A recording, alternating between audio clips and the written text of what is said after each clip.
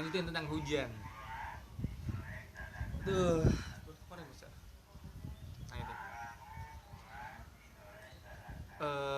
Novel hujan tuh lumayan nguras emosi ya kalau kita baca pakai perasaan. Tapi karena apa ya, aneh baca di umur yang segini kayak udah bisa menerka-nerka nih, ini cerita tuh mau dibawa kemana.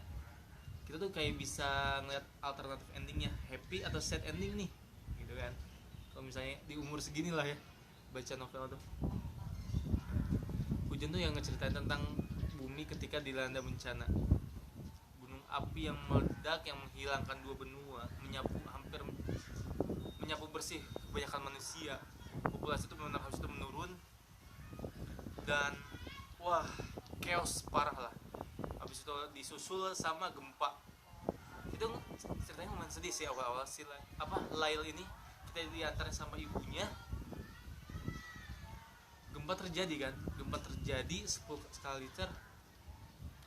Akhirnya tuh mereka keluar, protokol darurat dijalanin, berusaha ke permukaan. Gempa lagi, istilah ambruk. Dan yang selamat tuh dari sekian banyak penumpang cuma 2 doang, Lail sama satu anak ini laki-laki namanya Esok. Lail artinya malam, Esok kayak besok gitu kan. Itu yang salah satu yang bikin menarik tuh. Sedangkan bapaknya Lail lagi di benua lain, di negara lain, dan lebih parah, tersapu tsunami yang setingginya 40 meter. Yang Lail tuh berharap semoga ibunya masih selamat di bawah tanah, dan berharap ayahnya tuh bakal pulang. Dan emang udah buat janjian tuh ayah tuh bakal pulang minggu depan. Dikasih kabar negara itu tuh tersapu bersih sama tsunami setinggi 40 meter dan gak ada yang selamat. Itu tuh cerita tentang luka tuh emang wah, rasa sakit tuh memberikan luka yang sangat dalam lah. Gak bisa diobatin, gak bisa dikasih betadine, gak bisa dilihat. Tapi luka di hati itu emang ternyata sembuh cuma dengan waktu. Nah itu kata Terilnya gitu, luka di hati itu cuma bisa disembuh dengan waktu. Maka waktu itu adalah obat yang paling mujarab untuk luka. Nanti makin lama seseorang tuh ya harus makin dewasa, makin harus, walaupun luka itu masih ada, harus berdamai dengan luka tersebut, dengan sakit itu, harus terus move on, jalan gitu.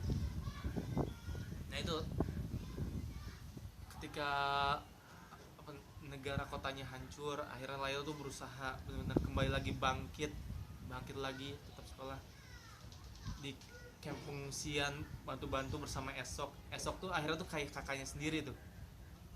Dia waktu itu umurnya kurang lebih berapa tahun ya, 10 tahun, 13 tahun ya, pokoknya 13 tahun ya, masih masuk SMP. Esok tuh 2 tahun 3 tahun di atasnya kalau nggak salah. Waktu itu ya Lail ngeliat Esok kayak kakaknya sendiri, tapi dia baru paham beberapa tahun kemudian kalau dia tuh nggak mau dianggap sebagai adik gitu kan. Akhirnya menarik lagi, ada konflik.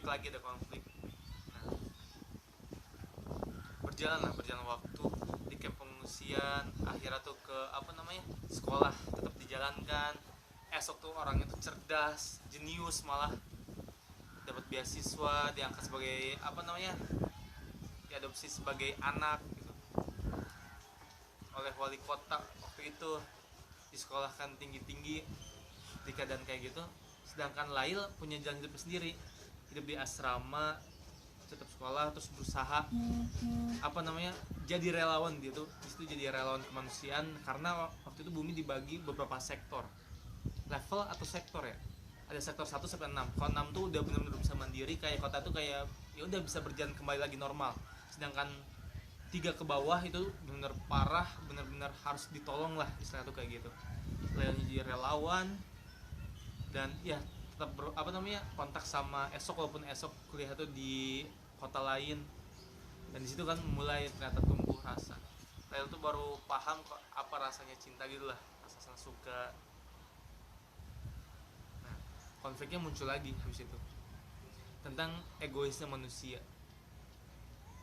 Gunung meletus mengakibatkan atmosfer tuh tertutup sama abu vulkanik lah. Ini kurang paham, kayak waktu Tambora ya, waktu Bernopate mau menduduki negara apa ya, gunung meletus, bikin musim dingin dadakan. Nah, kayak gitu aja. Jadi negara subtropis itu tuh lagi musim dinginnya ekstrim, salju doang, sampai nggak ada benar panasnya. Di situ mereka tuh egois, ngeluncurin drone atau pesawat ulang aling untuk ngehilangin abu sulfur di atas itu, abu vulkanik lah, hilang. Tapi itu kayak obat mas pendek aja. Mujarabnya cuma apa ya, cuma menyembuhkan jangka pendek aja. Setelah itu negara-negara tropis kena juga musim dingin, akhirnya harus menerbangkan pesawat ulang aling, dan yang berakhir dengan hilangnya awan yang nanti di akhirnya suhu bumi bakal mencapai 80 derajat celcius. Jadi akhirnya tuh antara happy dan sad sih sebenarnya tuh, dengan keadaan bumi yang seperti itu. Baca aja. Dan kalimat yang paling aneh ingat juga itu tuh, manusia itu kan kayak virus ya, bumi terus ada manusia itu kayak virus. Ternyata obat yang paling mujarab itu, obat yang paling pas untuk virus kayak manusia itu bukan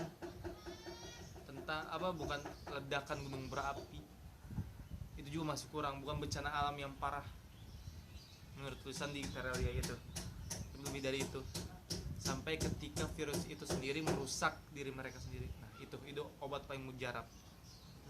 Kurang lebih kata-kata yang paling aneh ingat di novel Hujan. Sekian tentang novel Hujan. Mas terlalu banyak lah, capek. Baca aja sendiri, seru insyaallah. Assalamualaikum warahmatullahi wabarakatuh.